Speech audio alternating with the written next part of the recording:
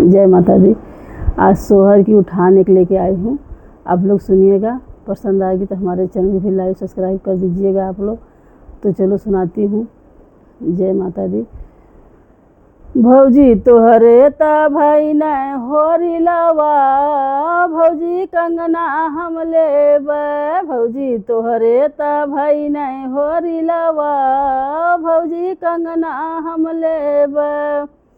भौजी तोहरे ता भाई न होरी लवा, भौजी कंगना हम लेब। ननदा बहुत प्यारा मोरी कंगनवा, तोहें कंगना न देब। ननदा बहुत प्यारा हमार कंगनवा, तोहें कंगना न देब।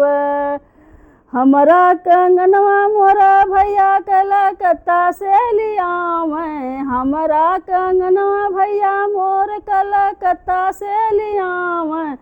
नाही लिये न तोहार बीरनवा, ननदा कंगना न देब। नाही लिये न तोहार बीरनवा, ननदा कंगना न देब। कंगना के बदले ननदा हरवा तू लेला, कंगना के बदले ननदा हरवा तू लेला। मत मचावा ठन गनवा, ननदा हरवा तू लेला। मत मचावा ठन गनवा, ननदा कंगना हरवा तू लेला।